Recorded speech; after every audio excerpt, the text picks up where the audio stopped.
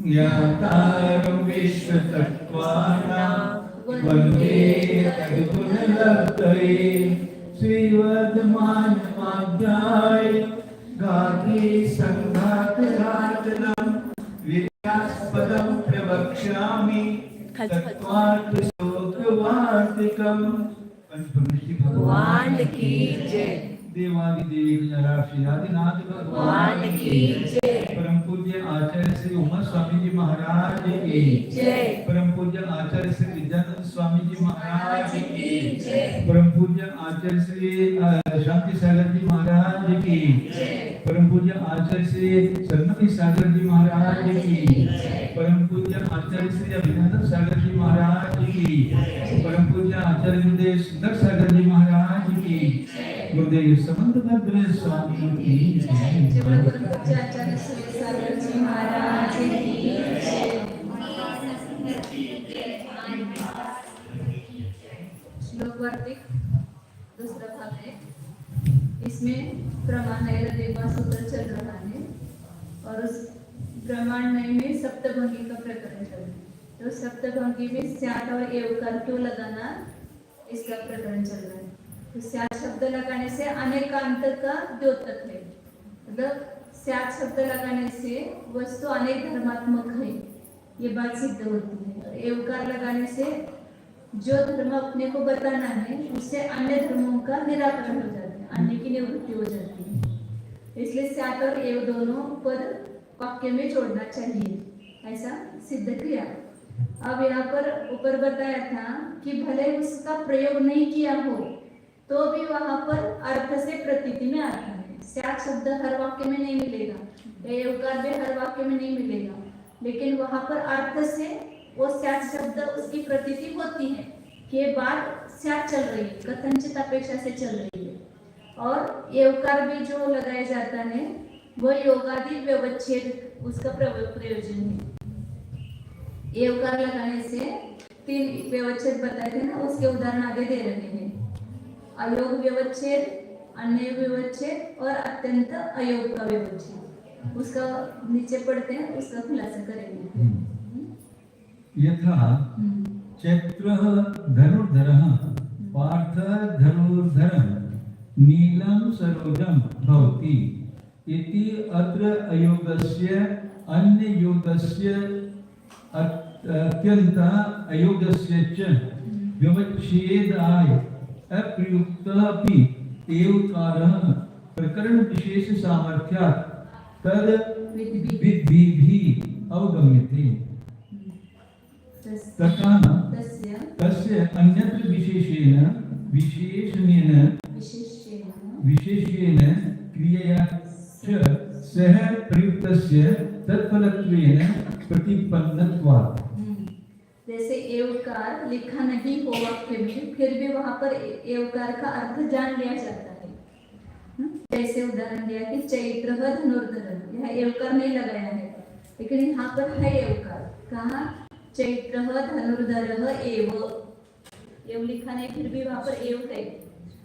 पार्थ धनुर्धर, पार्थ एव धनुर्धर, वहां पर एवकार नहीं लिखा है, लेकिन है वहां पर। और नीलम सरोजम भवति एव, ऐसे एवकार 3 जगह लगाना। पहला एवकार है धनुर्धर, विशेषण है, चैत्र नाम का व्यक्ति है और वह धनुर्धर है, तो चैत्र धनुर्धर ही है, ऐसा जब बताया। मतलब चैत्र बंदूकधारी नहीं है, चैत्र तलवारधारी नहीं है, चैत्र अमुकधारी नहीं है। तो अयोग मतलब जो उसका योग नहीं है, जिसका योग उसको नहीं है, उसका व्यवच्छेद हो गया। यहाँ विशेषण को एवकार जब लगाते हैं तो अन्य विशेषणों का क्या हो जाता है, व्यवच्छेद हो जाता है ना अपने आप। तो विशेषण को एवकार लगाने से अयोग व्यवच्छेद होता है।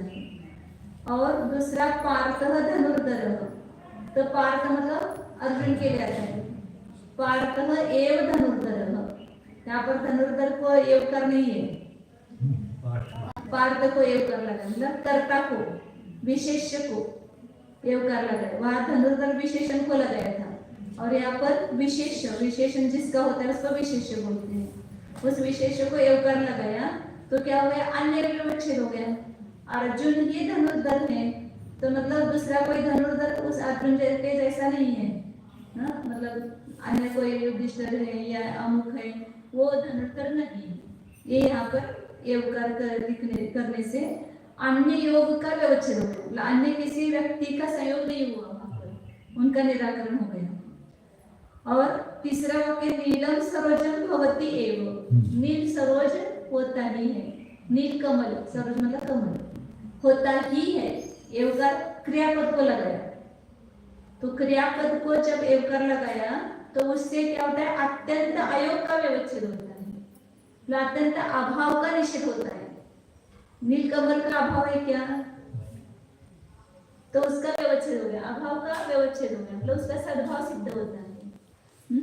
तो ये 3 अयोग हो गए। अब मुझे भी पहले कभी सुना 1-2 बार, लेकिन समझ में नहीं आया था, लेकिन अभी अच्छे समझ में आया। विशेषण को एवकार लगाने से अयोग व्यवच्छेद होता है, मतलब उसका कोई दूसरा विशेषण नहीं लगता है। विशेष्य को एवकार लगाने से वहां पर दूसरे विशेषण का निषेध किया जाता है, अन्य योग का व्यवच्छेद किया जाता है। और क्रिया को एवकार लगाने से वहां पर उसका अत्यंत अयोग, मतलब उसका अभाव नहीं है, मतलब उसका सद्भाव है, ये सिद्ध होता है क्रिया को एवकार लगाने से। हाँ अयोग आणि अन्य विशेष. हाँ, योग विशेष. अयोग म्हणजे योग रहित, म्हणजे संयोगानं रहित झालं, त्याचा व्यवच्छेद केला. विशेषाला लावलेल्याला काय म्हणायचं आणि विशेषणाला लावलेल्याला? विशेषणाला लावल्यानंतर अयोग व्यवच्छेद होणार. अयोग विशेषणाला. विशेषणाला म्हणजे तिथं दुसरं विशेषण नाही, अयोग व्यवच्छेद केला म्हणजे तिथं दुसऱ्या विशेषणाचा संयोग नाही. आणि ज्याला विशेषणाला एवकार लावला तेव्हा दुसऱ्या व्यक्तीचं हे विशेषण नाही, तर ह्याच व्यक्तीचं हे विशेषण आहे. आता इथलं हे दिलं. हा. पण आपण आता आपल्या जीवावर असं घडतं असं म्हटलं तर हा जीवच ज्ञान आहे, तर हा अन्य योग व्यवस्थित झाला. हा, अन्य व्यवच्छेद झाला. जीव म्हणजे पुद्गल ज्ञान नाही, हा. धर्मद्रव्य ज्ञान नाही, तर जीवच ज्ञान आहे. हा, जीव ज्ञानच आहे. हा विशेषणाला लावलं म्हणजे तिथे अयोग व्यवच्छेद होणार, अयोग व्यवच्छेद होणार. आणि हा जीव ज्ञान आहेच हा, हा अत्यंत अयोग व्यवच्छेद.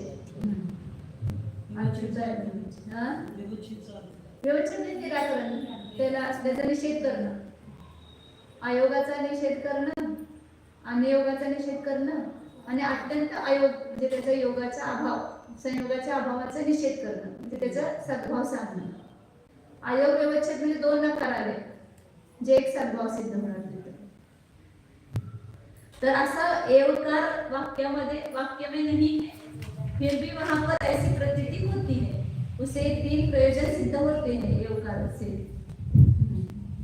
तद्भिः प्रकरण इति अत्र अयोगस्य अन्ययोगस्य अत्यंत अयोगस्य व्यवच्छेदाय, अयोग का व्यवच्छेद करने के लिए, अन्य योग का व्यवच्छेद करने के लिए और अत्यंत अयोग का व्यवच्छेद करने के लिए एवकार अप्रयुक्त, वहां पर प्रयोग नहीं किया, एवकार कहीं लिखा है क्या, नहीं लिखा, फिर भी प्रकरण विशेष सामर्थ्य, प्रकरण विशेष की सामर्थ्य से उसको जानने वाले मतलब विद्वानों के द्वारा अवगम्यते जाना जाता है. एवकार नहीं लिखा है तीनों वाक्य में, लेकिन वहां पर एवकार जाना किस लिए, इन तीनों का व्यवच्छेद करने के लिए. तस्य अन्यत्र, उसका अन्यत्र विशेषणेन, विशेषण के साथ प्रयुक्त हुआ एवकार, विशेषण सह विशेष के साथ हुआ प्रयुक्त हुआ एवकार, और क्रिया के साथ प्रयुक्त हुआ एवकार, उसका उस फल रूप से जाना गया है प्रतिपन्नत्वात्. तो इस प्रकार इन तीनों विशेषणों को एवकार लगाने से अयोग का व्यवच्छेद होता है, ये फल है उसका जानने का, मतलब उसको लगाने का. और विशेष को लगाने से विशेष के साथ प्रयुक्त किया हुआ वो अन्य योग का व्यवच्छेद करता है, मतलब दूसरा कोई संयोग नहीं है, इस विशेषण का यही विशेष है. और क्रियापद को लगाने से अत्यंत अयोग का व्यवच्छेद होता है, इसलिए ये एवकार वहाँ प्रयुक्त नहीं हो तो भी सामर्थ्य से जान लिया जाता है. ये उदाहरण दिया यहाँ पर. तथा उसी प्रकार स्यात् का भी, काय विचारायचं पुस्तक एक शेयर करने दो। ये दे दो, दोनों एक में करो।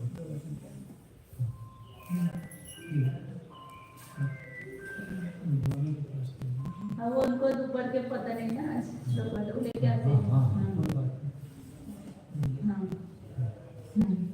हाँ, आगे 56 नंबर पर नीचे ये तथा सर्वत्र स्यात्कारः अपि सर्वस्य अनेकांतात्मकत्व व्यवस्थापन सामर्थ्यात् एकांत विवच्छेदाय किम न प्रतीयते। उसी प्रकार दृष्टांत दे ऊपर का, ऐसे स्यात्कार, यहाँ पर स्यात्कार का चल रहा है ना, उसी प्रकार सब जगह स्यात्कार भी मतलब स्यात् शब्द भी सर्वस्य अनेकांतात्मकत्व व्यवस्थापन सामर्थ्यात्, सभी वस्तु अनेकांत स्वरूप है, इसकी व्यवस्थापन के सामर्थ्य से, और एकांत व्यवच्छेदाय, एकांत का व्यवच्छेद करने के लिए, मतलब यही धर्म है वस्तु में ऐसा नहीं, अन्य भी धर्म है, ये बताने के लिए स्यात्कार की प्रतीति नहीं होती है क्या? होती ही है। किम न प्रतीयते, क्या प्रतीति में नहीं आता है? स्यात् शब्द नहीं लिखा हुआ हो तो भी जब आपने कहा कि आत्मा नित्य है तो वहां पर अनित्य नहीं है क्या है? तो एकांत का व्यवच्छेद करने के लिए स्यात् शब्द का प्रयोग वहां पर नहीं लिखा हो तो भी वहां पर जानना चाहिए, प्रतीति में आता है, ऐसा कहना। नहीं कश्चित् पदार्थ वाक्यार्थ वा सर्वथा एकांतात्मकः अस्ति। कितना अच्छा वाक्य है कि कोई भी पद का अर्थ या कोई भी वाक्य का अर्थ सर्वथा एकांतात्मक नहीं है। हर पद जो है उसका अर्थ या वाक्य का अर्थ अनेकांत स्वरूप ही है, एकांत सर्वथा एकांत स्वरूप नहीं है। कोई भी वाक्य ले लो उसमें अनेकांत का प्रकाशन होगा, क्योंकि वहां पर स्यात् शब्द है लिखा हुआ नहीं हो तो भी वहां पर है स्यात् शब्द। प्रतीति विरोधात्, क्योंकि एकांत स्वरूप प्रतीति में नहीं आता है, कोई भी वाक्य का अर्थ एकांत स्वरूप से प्रतीति में नहीं आता है। जैसे कहा कि आत्मा नित्य है या एक है, ऐसा कहा तो वो एक ही है क्या? एक ही होगा सर्वथा, तो फिर अनेक पर्याय रूप से कैसे परिणत होगा? नित्य ही होगा तो फिर उसका पर्याय रूप से नाश कैसे होगा? नहीं होगा। तो प्रतीति से विरोध आता है एकांत स्वरूप मानने में। कथंचित एकांतात्मकः तु सुनया अपेक्षः अनेकांतात्मकः एव ततः युक्तः प्रमाण वाक्ये न वाक्ये च शब्द विकल्पे स्यात्कारः तदर्थं शब्दान्तरं वा श्रूयमानं गम्यमानं वा अवधारणवत्। कथंचित एकांतात्मक तू, और वस्तु या पद का अर्थ या वाक्य का अर्थ कथंचित एकांत स्वरूप, सर्वथा एकांत स्वरूप नहीं, कथंचित एकांत स्वरूप। सम्यक एकांत भी होता है ना कि इस अपेक्षा से, द्रव्यार्थिक नहीं की अपेक्षा से जीव नित्य ही है, तो वहां पर कथंचित एकांत स्वरूप हो गया ना, एवकार लगाए तो वो सुने की अपेक्षा से है, तो वहां पर सुने की अपेक्षा है और उस अपेक्षा से वैसा है। अपेक्षा नहीं लगाएंगे तो वैसा ही है ऐसा नहीं कह सकते, लेकिन जब सुने की अपेक्षा लगेगी तो कथंचित एकांत स्वरूप है वस्तु, मतलब सम्यक एकांत स्वरूप है। ततः युक्तः, इसलिए योग्य है क्या? प्रमाण वाक्य में और नए वाक्य में 7 प्रकार के प्रमाण वाक्य होंगे और 7 प्रकार के नए वाक्य होंगे। उसमें स्यात्कार का प्रयोग और उसके लिए दूसरा भी शब्द, स्यात् ही शब्द लगाओ ऐसा नहीं, उसके लिए दूसरा भी कोई शब्द कथंचित लगाओ, किसी अपेक्षा से लगाओ, द्रव्यार्थिक से लगाओ, तो ये स्यात् शब्द का अर्थ या दूसरा शब्द भी सुना गया या जाना गया है। अवधारण, जैसे एवकार जाना गया है नहीं लिखा हुआ हो तो भी कहा गया है, सुना गया है, जाना गया है। वैसे स्यात्कार भी प्रयोग नहीं किया हो तो भी वहां पर वह जाना गया है या सुना गया है शब्द में। जैसे चैत्रो धनुर्धरः, विद्यार्थी चैत्र धनुष को धारण कर रहा है, तो विद्यार्थी धनुष को धारण कर रहा है। उसमें आ जाए मैत्र, चैत्र, ऐसे नाम देते हैं। इस वाक्य में चैत्र धनुष को ही धारण करता है या धनुषधारी ही है।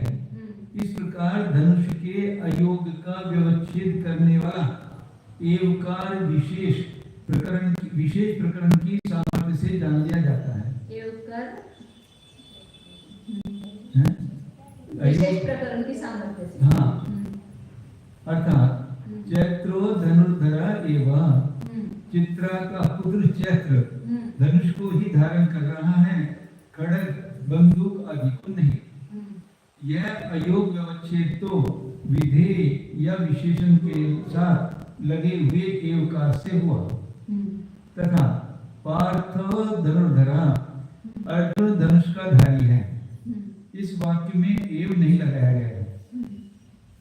फिर भी अर्जुन ही धनुष का धारी है। इस प्रकार अन्य व्यक्तियों में धनुषधारीपन के योग का व्यवच्छेद करने वाला एवकार प्रकरण के अनुसार लग जाता है। अर्थात पार्थ एव धनुर्धरा, अनेक योद्धाओं के मध्य में अर्जुन वीर ही धनुष को धारण किए हुए हैं, अन्य भट्ट नहीं। इस प्रकार विशेष या उद्देश्य के साथ लगे हुए एवकार से अन्य योग की प्रवृत्ति हुई। और तीसरा, नीलम सरोजम भवती, नीला कमल होता है। इस वाक्य में नील कमल होता ही है।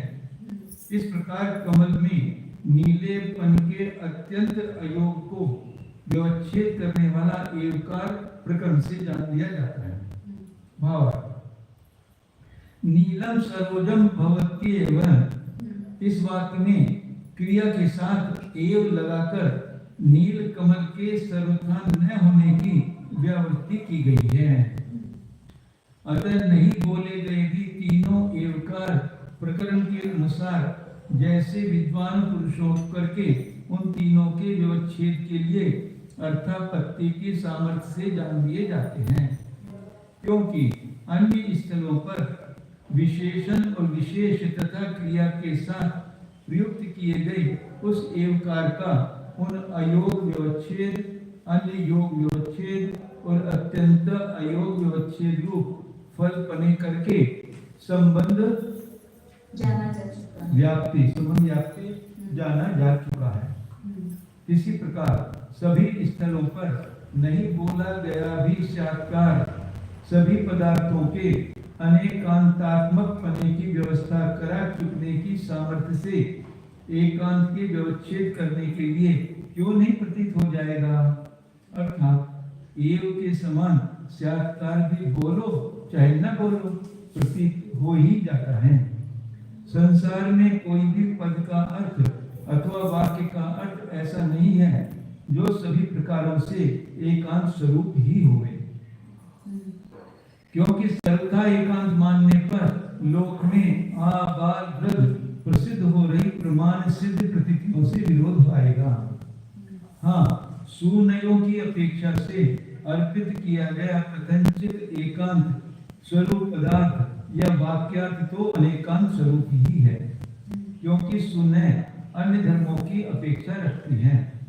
इस कारण अस्ति नास्ति आदि 7 भेद वाले प्रमाण बोधक वाक्य और नए वाक्य में स्यात् यह शब्द लगाना युक्त है, अथवा उस स्यात् शब्द के लिए दूसरा कोई कथनचित आदि शब्द चाहे वह कंठोक्त कहा गया या सुना जा चुका हो अथवा अर्थापत्ति से अनुमान द्वारा समझ लिया गया हो। अवधारण करने वाले एवकार के समान वह प्रत्येक पद और वाक्य में जोड़ देना चाहिए। जो भी अनेकांत में मतलब जिनेंद्र भगवान की वाणी है उस सब वाक्यों के पीछे स्यात् शब्द लगा हुआ है, और लिखा हुआ वो है नहीं तो भी स्यात् शब्द पढ़ना है, तो अपन अनेकांत को जानेंगे।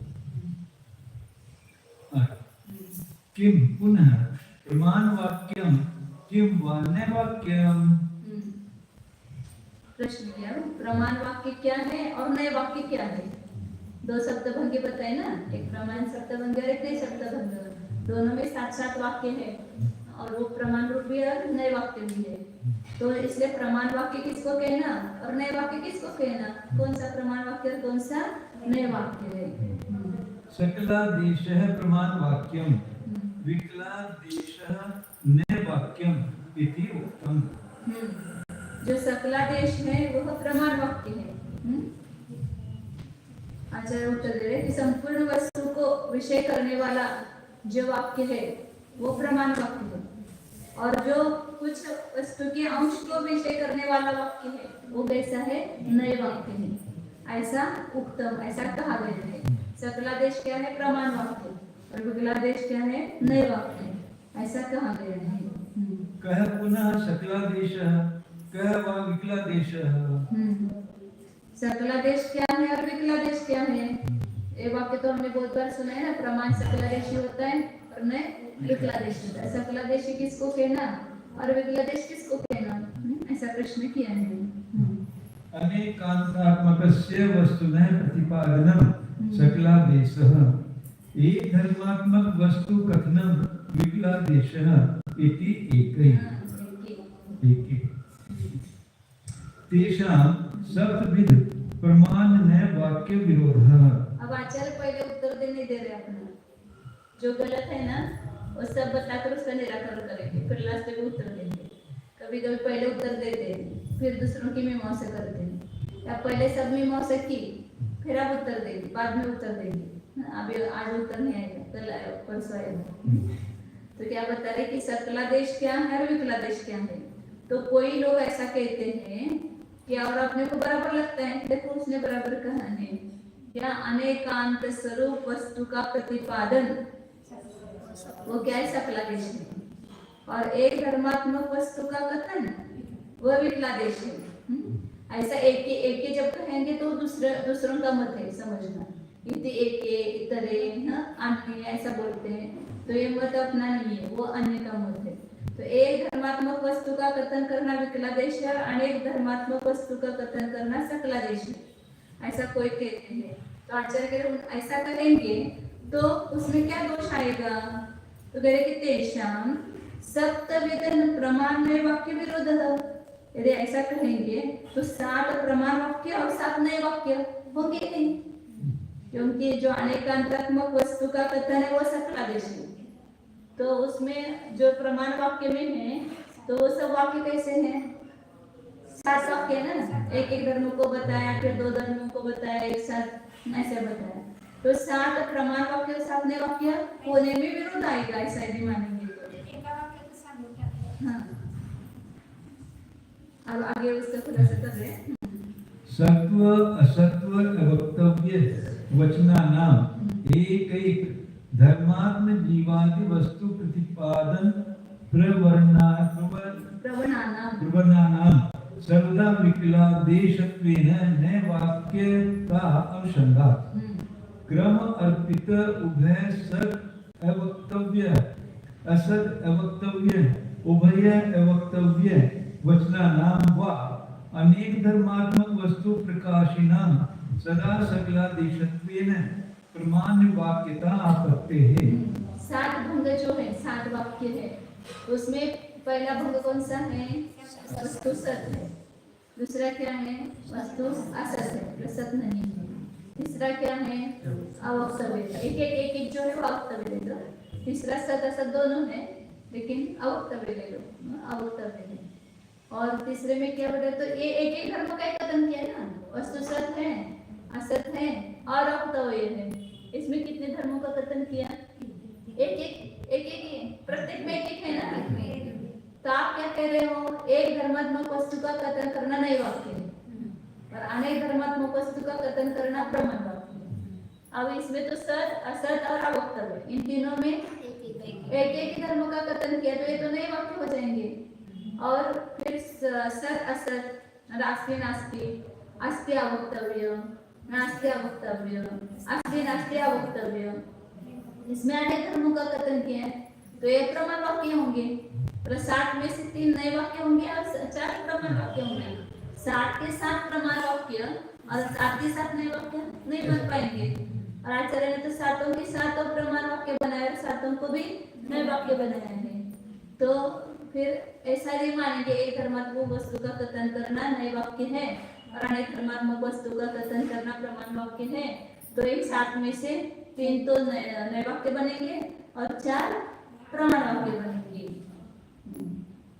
ऐसे आपत्ति आएगी, ऐसा आचार्य कह रहे हैं। आगे पढ़ा था क्या? प्रतिपादन प्रवणाना सत्व असत्व अवक्तव्य वचनों का एक एक धर्मात्मक जीवादी वस्तु का प्रतिपादन करने में जो प्रवण मतलब तत्पर है, उनका सर्वदा विकलादेशपना होने से एक एक धर्म का कथन करने से उसमें नई वाक्यता का प्रसंग आता है।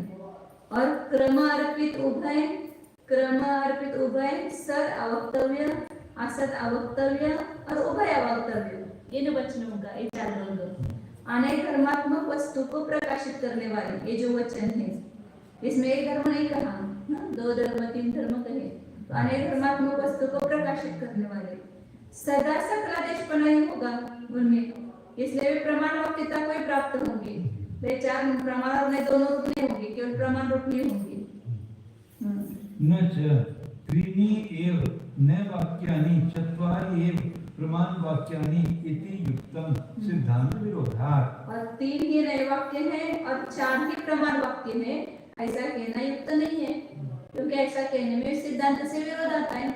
सिद्धांत में तो 7 के 7 प्रमाण वाक्य भी बताए हैं और 7 के 7 नए वाक्य भी बताए हैं, तो ऐसा मानेंगे तो सिद्धांत से विरोध होता है।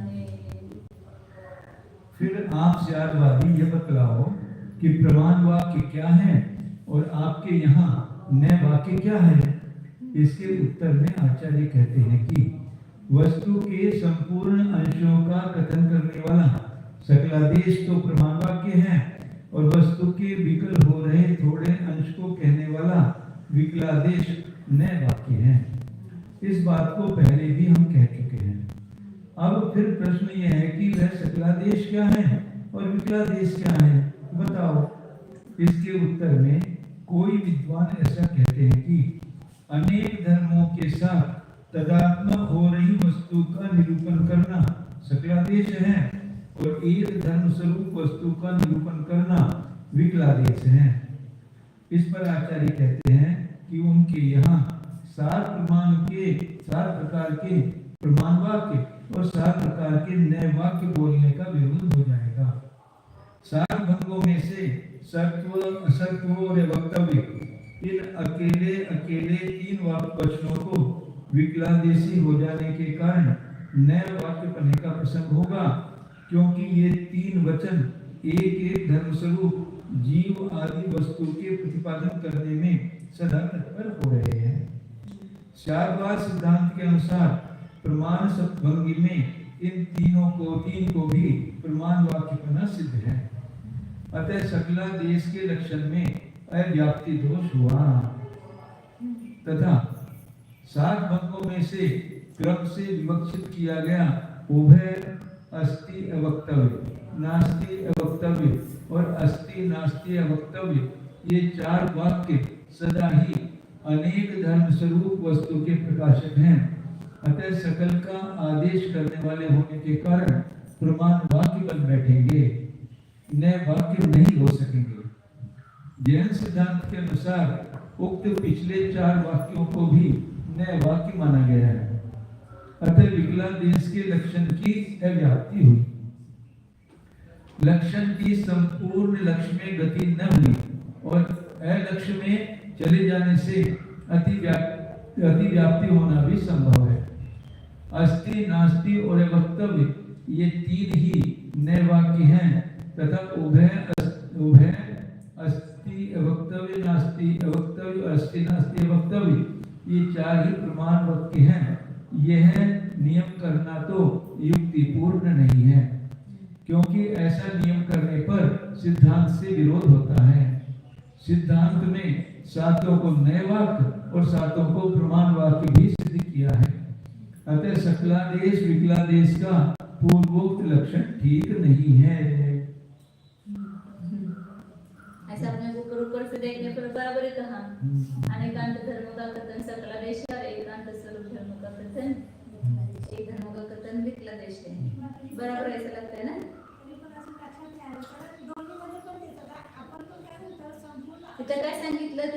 सकलादेश प्रमाण वाक्य है और विकलादेश नहीं वाक्य। और इसका खुलासा जब करेंगे ना तो समझ में आएगा। सकलादेश का अर्थ, वो सकलादेश का अर्थ क्या कर रहा है? अनेकांत स्वरूप वस्तु का प्रतिपादन करना, वो सकलादेश ऐसा कह रहे हैं। तो आचार्य अब उसका उत्तर देंगे। एक धर्म का भी भले प्रतिपादन किया, लेकिन अभेद वृत्ति से वहां पर सभी धर्मों को हमने जान लिया अभेद वृत्ति से। तो हाँ, तो अब वस्तु सत्य ही है ऐसा कहा, शायद जीव सत्य अस्थि ही है। तो वहां पर एक धर्म का कथन करने पर भी वहां पर वो सकलादेश वाक्य होता है। अन्य धर्मात्मक वस्तु का कथन नहीं किया, एक ही धर्म का कथन किया, लेकिन उस एक धर्म के साथ अभेद वृत्ति रूप से बाकी सभी धर्म वहां पर जान लिए जाते हैं, तो सकलादेश वाक्य होता है। हम सब बाद में करेंगे शायद, मैंने तो पढ़ा नहीं आगे का, मतलब ये पढ़ा वहां तक आया है उत्तर। अभी वो सब अलग अलग लोगों की अपेक्षा ही खंडन कर रहे हैं, उसका निराकरण कर रहे हैं अगले पैराग्राफ में भी। धर्मी मात्र वचनम सकलादेशः धर्म मात्र कथनम तु विकलादेशः इति अपि असारम्। सत्वादि अन्यतम तेनापि धर्मेण अविशेषितस्य धर्मिणः वचन असंभवात्।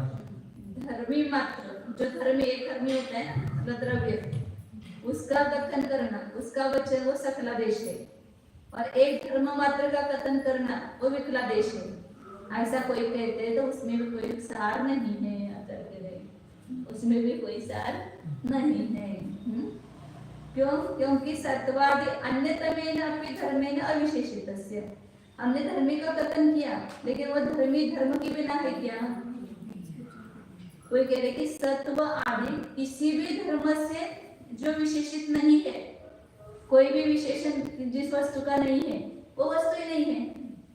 वस्तु होगी, विशेष होगा तो विशेषण से सहित ही होगा ना। वस्तु होगी तो सत होगी, असत होगी, नित्य होगी, अनित्य होगी, कोई ना कोई विशेषणों से युक्त होगी। बिना धर्म के धर्म होता है क्या? नहीं। तो सत्वादिक में किसी भी एक धर्म से जो विशेषित नहीं है, ऐसे धर्मी का वचन ही संभव नहीं। कुछ ना कुछ वस्तु को कहेंगे तो है ऐसा तो कहेंगे ना, जीव है मतलब धर्मी हो गया उसका असली। तो बिना विशेषित वस्तु धर्मी का वचन ही नहीं होता। धर्म मात्रस्य क्वचित धर्मिणी अवर्तमानस्य वक्तुम अशक्तिः।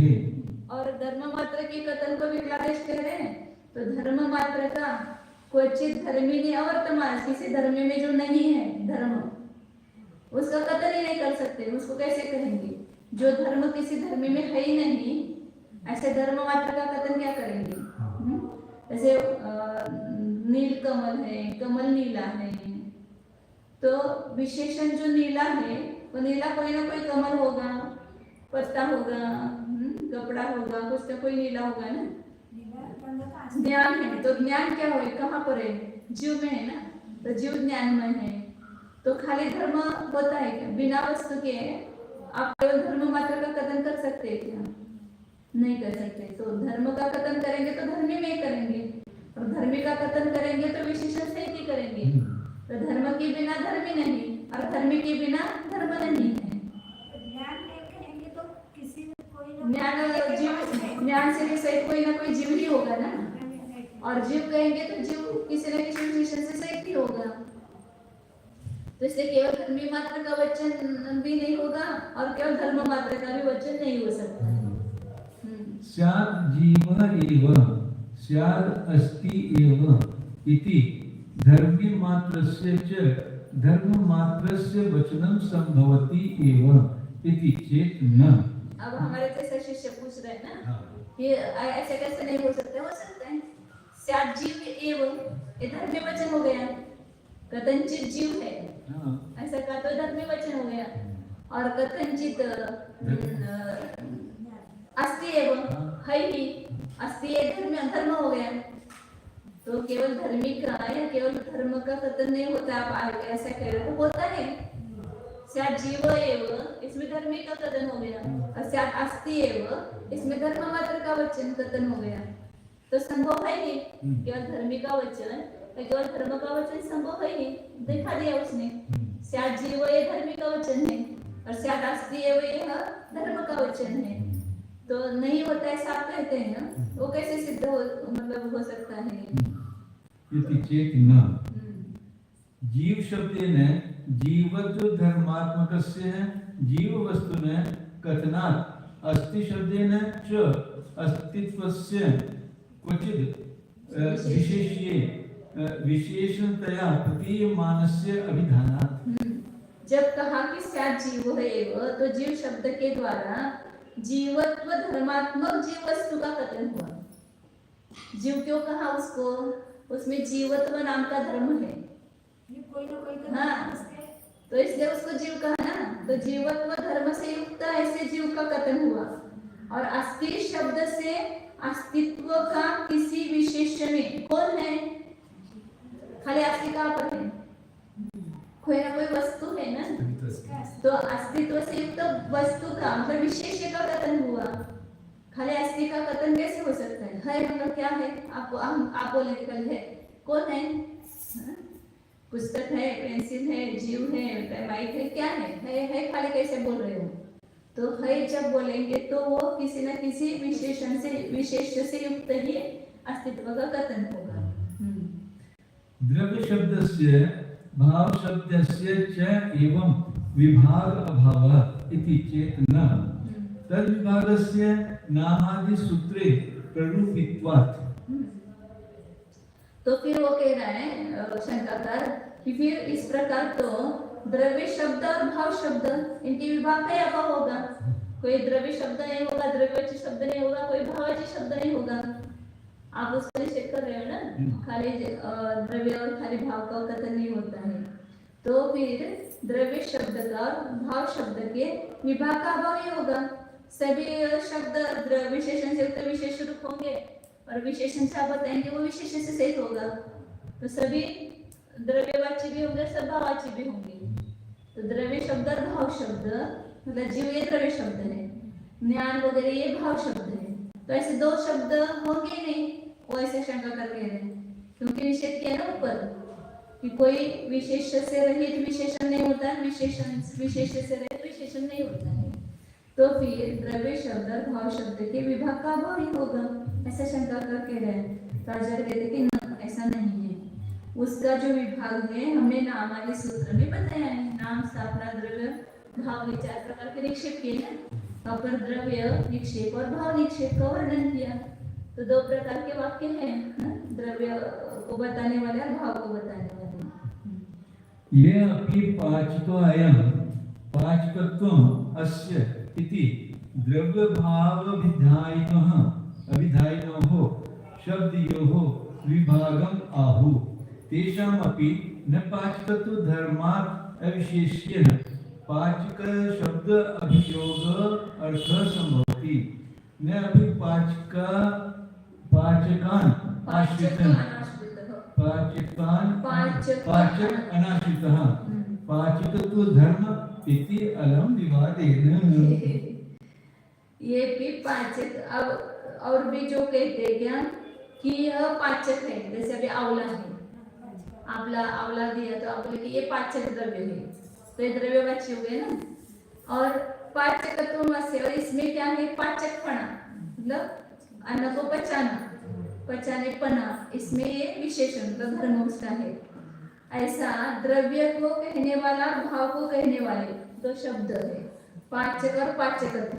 दो हो गए ना, पाचक द्रव्य हो गए ना, पाचकत्व भाव हो गए ना। तो द्रव्य और भाव को कहने वाले दो शब्दों में विभाग कहते हैं जो लोग। तेषामपि उनके मत में भी, मतलब कोई ऐसा कहेंगे कि पाचक है और इसका ये पाचकपना है, ऐसे द्रव्य और भाव को कहने वाले दो शब्द हैं, ऐसा कोई विभाग कहते हैं। तो उनके मत में भी न पाचकत्व धर्मात् अविशेष पाचक शब्द अभिधेय अर्थ संभवति। कोई भी पाचक है ऐसा कहा उन्होंने, तो उसमें पाचकत्व गुण है कि नहीं है? पाचकत्व धर्म से अविशेष मतलब उससे विशेषण से रहित, विशेष से रहित ऐसा पाचक शब्द का अभिधेय अर्थ संभव नहीं है। वस्तु होगी तभी उसका। हाँ, पाचक वस्तु जब होगी तो उसमें पाचकत्व धर्म होगा ही। पाचकत्व धर्म के बिना वो पाचक द्रव्य होगा क्या? नहीं होगा। और जब पाचकत्व धर्म होगा तो पाचक द्रव्य के आश्रय के बिना होगा क्या? पाचक द्रव्य के आश्रय से ही वो रहेगा ना, विशेषण जो है वो पाचकत्व धर्म। तो इसलिए ना भी पाचक अनाश्रित पाचकत्व धर्म, पाचक से अनाश्रित पाचकत्व धर्म नहीं है। पाचक होगा तो उसमें पाचकत्व गुण होगा नहीं, और पाचकत्व गुण पाचक में ही होगा, उसके बिना नहीं होगा। तो द्रव्य भाव के बिना नहीं है, विशेषण विशेष के बिना नहीं है, विशेष विशेषण के बिना नहीं है। इतनी आराम विवाद है ना, इसलिए आप विवाद मत करो, बस हो गया। केवल धर्मी को कथन करने वाला वाक्य सकलादेश है, और केवल धर्म को कथन करना तो विकलादेश है। इस प्रकार लक्षण करना भी सारे रहित है, क्योंकि अस्तित्व नास्तित्व आदि अनेक धर्मों में से एक भी किसी धर्म से नहीं विशिष्ट किए गए कोरे धर्मी का कथन करना असंभव है। अर्थात संपूर्ण धर्मों से रहित शुद्ध धर्मी का निरूपण हो नहीं सकता है। किसी न किसी धर्म से युक्त ही धर्मी का कथन किया जा सकता है। धर्म वाले को ही धर्मी कहते हैं। अतः सकलादेश के इस लक्षण में असंभव दोष आया। इसी प्रकार किसी भी धर्मी में नहीं वर्तते हुए केवल शुद्ध धर्म का भी निरूपण नहीं किया जा सकता है। धर्मी में रहने वाला ही धर्म कहा जा सकता है। अतः विकला देश का लक्षण भी असंभव दोष से ग्रस्त है। यहाँ कोई कटाक्ष करते हैं कि कथनचित जीव ही है। इस प्रकार केवल जीव द्रव्य रूप धर्मी को कहने वाला वचन विद्यमान है, और कथनचित है ही ऐसे केवल अस्तित्व धर्म को कहने वाला वाक्य भी संभव होता है। फिर आप जैन केवल धर्मी के प्रतिपादक वाक्य और केवल धर्म प्रतिपादक वाक्य का निषेध कैसे करते हो? आचार्य कहते हैं कि यह तो नहीं कहना, क्योंकि धर्मी वाचक जीव शब्द करके प्राण धारण रूप जीवत्व धर्म से तदात्मक हो रही जीव वस्तु कही गई है। केवल धर्मी का ही कथन नहीं है, और धर्मवाचक अस्थि शब्द करके किसी विशेष में विशेषण होकर प्रतीत किए जा रहे ही अस्तित्व का निरूपण किया गया है, कोरे अस्तित्व धर्म का नहीं। पुनः यदि कोई यूं कहे कि इस ढंग से तो द्रव्यवाचक शब्द और भाववाचक शब्दों का भी विभाग न हो सकेगा, तो बनेंगे नहीं। हर वाक्य में द्रव्य भाव दोनों होंगे।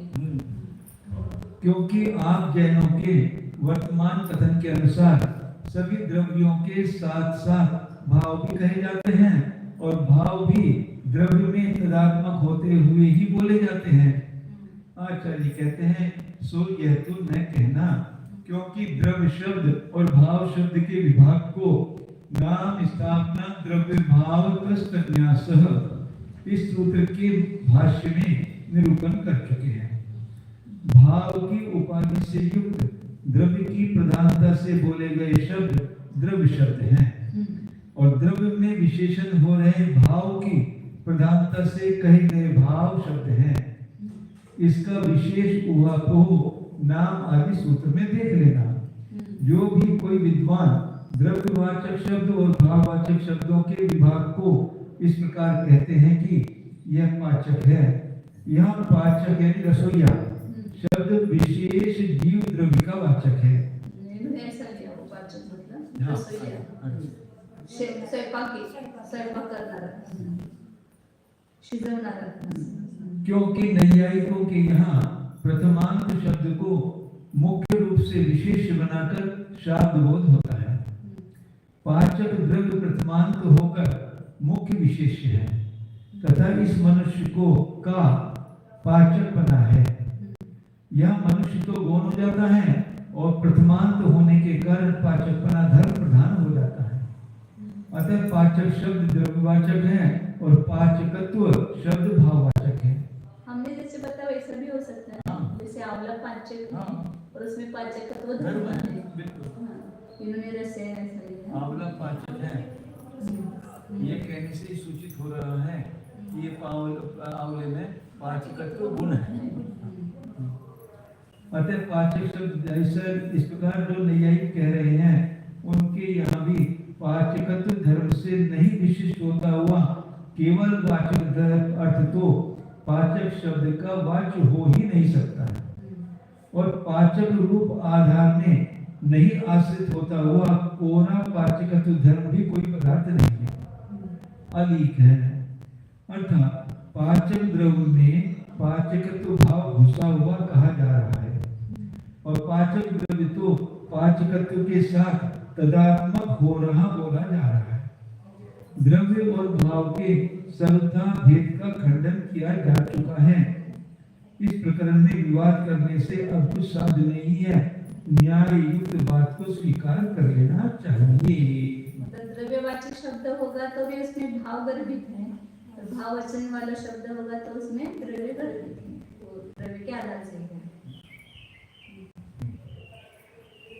सत आदि वाक्य सप्त विधम अपि प्रत्येकम सत्य करे आगे चालू किया कैसे अनुकूलता है कैसे करेंगे आपके अनुकूलता के बिना प्रतिकूलता से क्या लाभ होगा, क्योंकि उपयोग तो वहाँ है से क्या लाभ।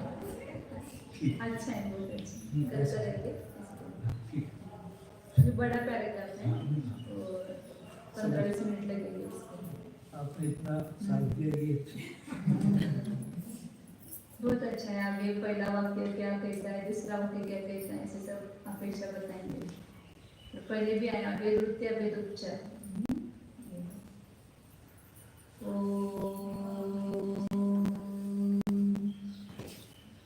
जानिए यह मैं शुद्ध चैतन्यमय जीव नामक वस्तु हूँ।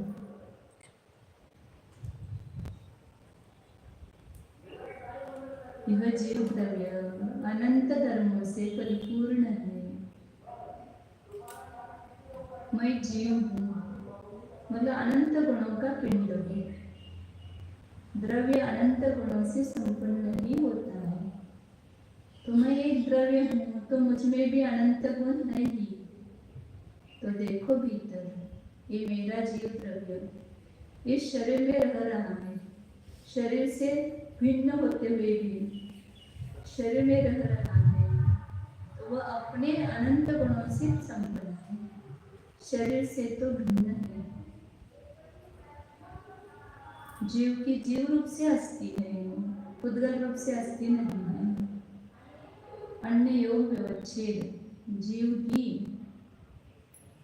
मैं जीव ही हूँ मतलब मैं उद्गल नहीं हूँ। देखो अपने को, इस जो अनंत अनंत उद्गल परमाणु का पिंड है वो मैं नहीं हूँ। मैं इस उद्गल पिंड के भीतर जो चैतन्य धातु का पिंड है उस रूप में मेरे असंख्यात प्रदेश चैतन्यमय है, उद्गल में नहीं है। शुद्ध चैतन्य मूर्ति स्वरूप